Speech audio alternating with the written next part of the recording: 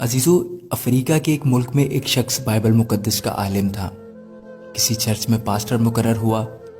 لوگ اس پاسٹر کا بہت احترام کرتے تھے اور ہر شخص چاہتا تھا کہ اس خدا کے خادم کو اپنے گھر دعوت میں بلائے اور برکت پائے۔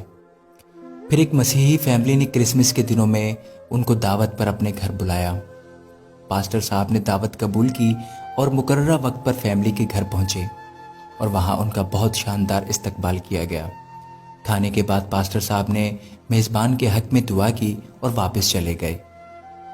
میزبان شخص کی زوجہ نے پاسٹر کے جانے کے بعد مہمان خانہ کی صفائی ستھرائی کی تو اسے یاد آیا کہ اس نے کچھ رقم مہمان خانہ میں رکھی تھی، لیکن بہت تلاش کے باوجود وہ رقم اس عورت کو نہیں ملی، اور اس نے اپنے شوہر سے پوچھا کہ کیا تم نے وہ رقم لی ہے؟ شوہر نے جواب دیا نہیں، اور پھر اس نے یہ بات شوہر کو بتا دی کہ پاسٹر کے علاوہ کوئی دوسرا فرد ہمارے گھر نہیں آیا اور ہمارا بچہ بھی دوسرے کمرے میں تھا، اور جھولے میں رہنے والا اتنا چھوٹا سا بچہ چوری نہیں کر سکتا۔ بالآخر دونوں اس نتیجے پر پہنچے کہ رقم پاسٹر صاحب نے چوری کی ہے، اور یہ سوچتے ہوئے میزبان کے غم و غصہ کی انتہا نہ رہی کہ ایسا کیسے ہو سکتا ہے کہ ہم نے انہیں اتنے عزت و احترام کے ساتھ اپنے گھر میں بلایا اور انہوں نے یہ غلط کام کیا۔ اس شخص کو مسیحی قوم کے لیے نمونہ عمل ہونا چاہیے تھا، نہ کہ چور ڈکیت۔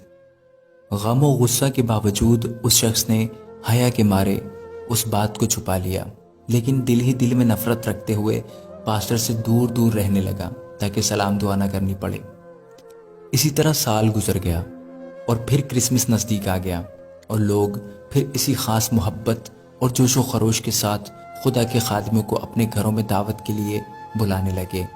اس شخص نے اپنی زوجہ سے پوچھا کہ ہمیں کیا کرنا چاہیے، پاسٹر صاحب کو گھر بلائیں یا نہیں؟ زوجہ نے کہا بلانا چاہیے، کیونکہ ممکن ہے مجبوری کے عالم میں انہوں نے وہ رقم اٹھائی ہو۔ ہم انہیں معاف کر دیتے ہیں تاکہ خدا باپ بھی ہمارے گناہوں کو معاف کرے۔ اور پھر اس شخص نے پاسٹر صاحب کو اسی عزت اور احترام کے ساتھ اپنے گھر دعوت پر بلایا، اور جب دعا اور کھانا وغیرہ کھا کے فارغ ہو گئے تو میزبان نے پاسٹر سے کہا جناب، آپ متوجہ تو ہوں گے کہ سال بھر سے آپ کے ساتھ میرا رویہ بدل سا گیا ہے۔ پاسٹر صاحب نے جواب دیا ہاں، لیکن زیادہ مصروفیت کی وجہ سے میں تم سے اس کی وجہ معلوم نہیں کر سکا۔ میزبان نے کہا معافی چاہتا ہوں، میرا ایک سوال ہے اور مجھے امید ہے آپ اس کا واضح جواب دیں گے۔ پچھلے سال کرسمس کے دنوں میں ہم نے آپ کی دعوت کی تھی اور میری زوجہ نے مہمان خانہ میں کچھ رقم رکھی تھی، اور پھر وہ رقم اٹھانا بھول گئیں، اور آپ کے جانے کے بعد بہت ڈھونڈنے کے باوجود بھی وہ رقم ہمیں نہیں ملی۔ کیا رقم آپ نے لی تھی؟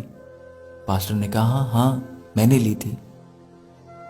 میزبان حیران و پریشان ہو گیا، اور پاسٹر صاحب نے اپنی بات جاری رکھتے ہوئے کہا جب میں مہمان خانہ سے جانے لگا تو میں نے دیکھا کہ میز پر کچھ پیسے رکھے ہوئے ہیں اور پنکھے کی تیز ہوا سے نوٹ ادھر ادھر اڑ رہے تھے،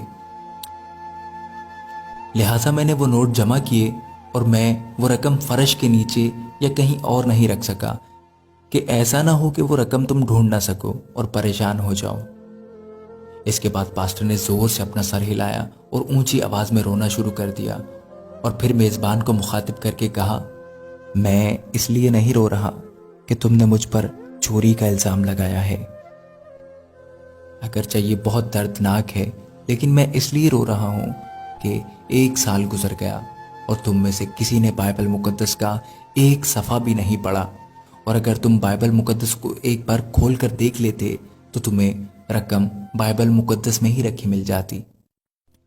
یہ سن کر میزبان بہت تیزی سے اٹھ کر بائبل مقدس اٹھا کر لایا اور جلدی سے کھولا، اور اس کو مکمل رقم بائبل مقدس میں رکھی ملی۔ عزیزو، یہ بات میں کسی پر تنقید کرنے کے لیے نہیں کہہ رہا، لیکن یہ بھی سچ ہے کہ بعض مسیحی لوگوں کا یہ حال ہے کہ سال بھر میں ایک دفعہ بھی بائبل مقدس نہیں کھولتے اور اپنے آپ کو سچا اور حقیقی مسیحی سمجھتے ہیں۔ عزیزو، میں دعا کرتا ہوں کہ خداوند ہم سب کو کلام مقدس کو پڑھنے اور اس کو سمجھنے اور اس پر عمل کرنے کی توفیق عطا فرمائے۔ آمین۔ God bless you all.